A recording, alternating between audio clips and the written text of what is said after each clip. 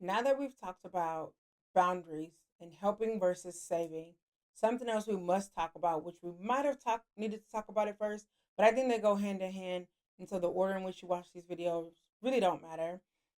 But now we need to talk about codependency and attachment.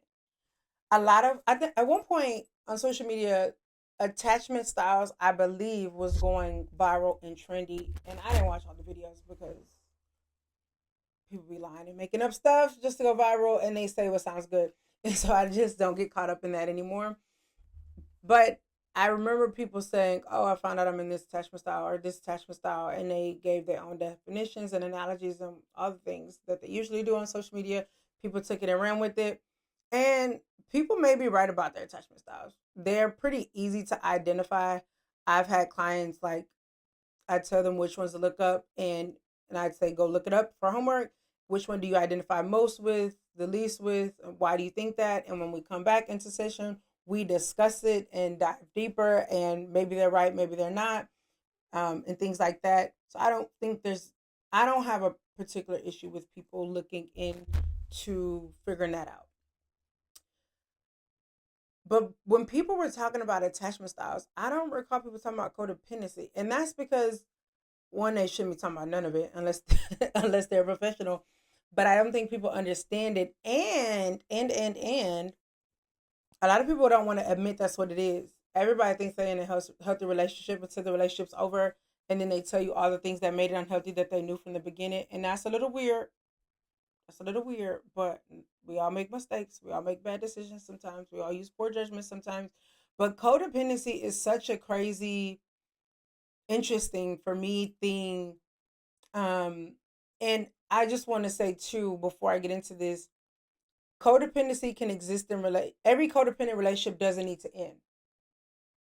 So when I get into this and you're like, oh, we're codependent and I need and when this is romantic, platonic, familial, whatever, you can maintain the relationship without codependency in some relationships, in some situations, if codependency is not the only thing that brought you together. Some people get together out of codependency and stay together because of codependency. So the codependency is the foundation of the relationship. Then there's other people that the relationship could stand without the codependency, but I do think people need to be strategic of how they work through the codependency because of working through it could also cause friction in the relationship, causing it to end. Whereas if it was gone about a certain way, like maybe through couples counseling, individual counseling, things like that, you may be able to navigate it in a way that's still healthy or productive to the relationship instead of detrimental. So I'm not saying do all this work on yourself. I'm saying to take these into consideration. And if it resonates with you, seek a professional, not TikTok. Okay. So, what is codependency? We have notes as always. Feel free to take some as well. Codependency is excessive emotional or psychological reliance on a partner, typically one who requires support on account of an illness or addiction. Now, if you're thinking, oh, we're not sick, we don't have an addiction, it depends on the illness. Because a lot of people think about, like, oh, if they can't walk or they just got out the hospital for a physical injury or disability, or, you got the flu or cancer, something severe, there's also mental illnesses. And a lot of people have undiagnosed mental illnesses that they're coping with through other means, including relationships. And so don't rule it out of saying, like, oh, neither of us are sick. Like, we both work, we both can pay bills, we're both able bodied. That does not mean you do not have an illness. Okay. As then for the part of the definition that says addiction. Just because it's not a hard drug doesn't mean you don't have an addiction to other things. It can be Coke, it can be sugar. Coke as in Coca-Cola. Let's be specific. Coca-Cola, the drink. But I heard back in the day yeah. Uh is that a myth? Is that how I got its name? I don't know. But it got no sugar in it to do the same thing probably. But it can be to soda. Let me just say that. In the South we say soda. You can say soda water, whatever. It can be soda, it can be sugar, it can be carbs, it can be food, it can be unhealthy relationships, it can be certain types of people, it can be, it is not just drugs and alcohol. You can have other addictions that you're not aware of, and because you're not aware of them as an addiction, you wouldn't know to call them an addiction, which is why you should see a professional, because you don't know what you don't know. So some things that you're used to, you may have normalized that are actually unhealthy or problematic things or thought patterns. So just something to keep in mind. I'm not your therapist, just giving you food for thought. But again, that first part was excessive emotional or psychological reliance on a partner, typically one who requires support.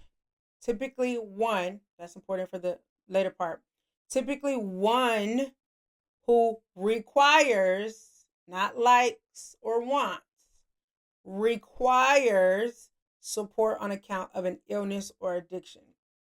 And I just told you, illness and addiction is not just medical doctor sick and rehab addiction. It can be a lot of other things. So don't be ruling yourself out just yet. Um, Codependency also can be someone who has a pattern of prioritizing others' needs above their own, often sacrificing, which is different from compromise, sacrificing their own well being to be needed by them, to be needed by them. You are sacrificing your own stuff, well being, health, finances, peace, whatever. You are sacrificing, or they are sacrificing their own well being, whoever it is, to be needed by someone else. Mm, that can preach on its own. So typically in a codependent dynamic, if you didn't understand from those definitions, there's someone who typically operates as a caretaker or caregiver role, and there's a needy person. Maybe they need their bills met. Maybe they need someone reassuring them all the time. Maybe they somebody needs a lot of something and this person gives it to them because both of them are now filling the void. They feel powerful that they're needed. It makes them feel valuable to be needed for whatever wounds they have as a child or whatever's happened to them. But being needed makes them feel better than they would otherwise. And this person needs to be taken care of or tended to feel loved or wanted or desired. And together it's a toxic mess, typically. And the reason it can, I won't say work, last so long is because that's the foundation, and they don't see this, that they know they don't like each other, they know they don't really get along, they may not have much in common. And those are the relationships I think codependency being resolved would sever the relationship. When it's those things, but it's something about it that just works and y'all can't leave each other alone, there's an attachment because you like to be needed, or you like, and the other person likes to one person is needy and one likes to tends to someone needs.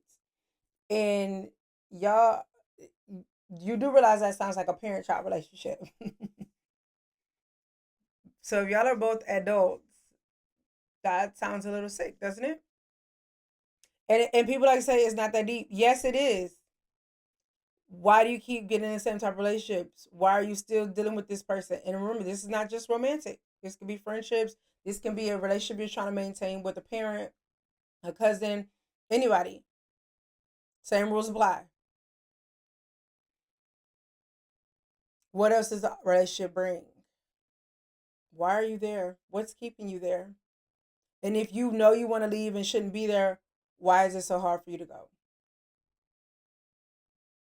Now, people who actually have a lot in common and joke a lot and have mutual interests there and have remnants of codependency, they can probably safely resolve the codependency and still have a healthy relationship because there's other things there.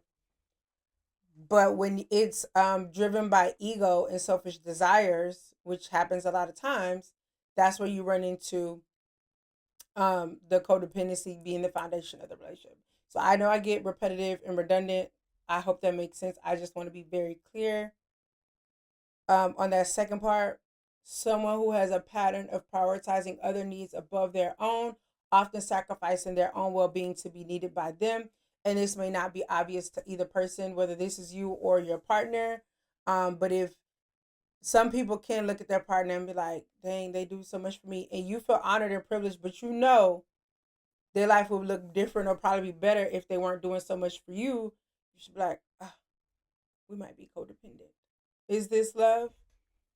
Or they like that I'm a damsel in distress. And it makes them feel good because I need them for everything. That sounds like some relationship expert rhetoric, but let's move on. So let's talk about attachments. What is an attachment in this realm of things? Because you could be attached to a lot of things. We're talking about when it comes to codependency, relationships, and things of that nature. Attachment. Attachment is the emotional bond between individuals, especially the one between an infant and a caregiver, that is vital for development. Now, when it comes to relationships, I'm going to go over 4 attachment styles. I talked about this in another video. Things develop, evolve, and people make up stuff and add stuff, change stuff, and that's cool. When I was in school, we learned 4. And I'm going by my education, my experience, my expertise. I'm not going by social media and all this new stuff. Okay? I'm going by the original stuff. When I was in school, it was 4. They have changed the names of some of these. They kind of all mean the same thing. Do what you will. Just take most information you find on the internet with a grain of salt, including my videos. I'm not citing anything, but I'm just telling you this is where I got my information from. So I'm going to go over the 4. I've heard there's now 5 or 6 or 7 of them. I learned 4. I'm going to talk about 4. Okay. If that 5th one I don't know resonates with you, talk it over with your therapist, because I don't know what that 5th one is. So I can't help you with that. So the 4 I'm aware of and know well is secure attachment, anxious attachment, avoidant attachment, and anxious avoidant. Okay. Secure, anxious, avoidant, anxious avoidant. And the greatest thing about these is they kind of tell on themselves. The name is very simple, straight to the point. Secure attachment is mutually beneficial relationship. It's a give and take. There's reciprocity. There's trust. There's agency. There's independence. A healthy relationship. That's what a healthy relationship is. If you didn't know, not to be funny, because a lot of people are struggling to figure out. But if nobody's perfect and everybody does something, then healthy is just whatever you endure. No, it should be give and take. And it doesn't have to mirror each other, but you pour into them as much as they pour into you in a way that speaks to them. They can go do things by themselves or with other people. You go do things by yourselves and by yourself and with other people. Y'all can talk to each other with respect. You can trust each other. There's a level of friendship there. That's a secure relationship. They're rare these days, but that's what a secure relationship should look and feel like. Safe. Then there's anxious attachment. And that's what it sounds like. Anxious attachment as an attachment style means everything about this relationship makes you anxious. Like you're an anxious person, and so you're always worried. What are they thinking? Did I hurt them? Are they about to break up with me? Are they doing this? Are they doing that? And oh my gosh, they're gonna leave. And oh my gosh, I need to do this. And now you're either withdrawing, which usually leans more to avoid it, but you might be more needy and clingy because you need a lot of reassurance to calm your anxiety. And essentially, you self regulate through other people, which is not normal or healthy. And you probably had to self regulate for a parent. Okay. So you be anxious in relationships and you probably are a little annoying, a little clingy, a little too attached, a little obsessed, those types of things. And that looks different for everybody. I'm just saying what the big obvious ones are. Then there's avoidant attachment, which is where you experience anxiety that makes you run. So you kind of in fight or flight mode, survival mode, in the sense of like you avoid harsh conversations. And if y'all disagree, you're ready to end the relationship. Or maybe you're giving the silent treatment because when you run from discomfort, and a relationship is going to have discomfort. Every relationship, even a secure relationship, is going to have disagreements. No one's going to agree on thing because y'all are two different people. And if y'all do agree on everything, that's weird. Um, I'm not saying y'all should argue. I'm not going to say every couple argues because you can respectfully agree to disagree. You can disagree respectfully. I'm not saying everything turns into a fight, but you're never going to agree on everything all the time. But if when you don't, you're just like, oh, maybe don't like me, or oh, they're mad at me. I'm just walk away now. I'm just going to get out of this situation. Then you're avoidant. You're an avoidant. And then there's anxious avoidant, which is just putting those two together. You clingy, annoying, and you disappear. So you're probably all over them, and you still in their face like, do you love me? Do you want me to leave? Are you tired of me being in your space? I'm gonna give you some space, and you don't see them for another week. It's weird. Like when you hear me say this, don't this sound weird to you? Even though you might do it because you don't see it as that. It's hard to see ourselves, and your partner may have tried to explain to you that you're this way, and you're just like, no, I'm not. I just really care. I just love hard. Okay, but you also two things can be true. You could love hard and be annoying because you may be doing too much for that person in the sense of you're overwhelming them and it's a lot for them. Like you can't be selfish in the way you are in a relationship because if what you're doing for yourself is negatively impacting them or the relationship, then you are ruining the relationship. And now you have to consider, is this self-deprecating behavior? Are you self-sabotaging because of the things you need to see a therapist about? Okay. So I know people are like, it's not that deep. Yes, it is. Otherwise, I wouldn't have anything to talk about. None of this would be true. None of this would resonate if it wasn't that deep. So it just is what it is. So when it comes to codependency and attachment, the thing is, to wrap this up, is certain attachment styles can lead more to codependency. And codependency and attachments are are very much intertwined because they start at a young age. You may have had a codependent relationship with your parent and didn't know what is that, and because it was normal for your house, your family. Certain cultures are very enmeshed, so there's some things that's just what they know is love, and I think that's the most important, if not dangerous, part of all of this is that what you know is love may be not love and very unhealthy. And so what you seek, desire, or are attracted to, or you may find yourself in a cycle of certain type of relationships. And it isn't necessarily that you attract it, it's just you have a high tolerance for it. And it's familiar, and familiar feels safe. So even if you're like, I don't like this and I don't like um being treated this way, but every relationship looks like that, and you've been with this person for years, and it's like you know it's wrong, but you can't go. You have a high tolerance for it. That is somewhat normal. It's familiar because some people even say like, "Oh, well, at least I know what I'm getting myself into. I've been dealing with this long," and you've found like a safety or discomfort in the dysfunction because you're used to dysfunction, and so that is not good. That is not healthy, and it's your personal choice.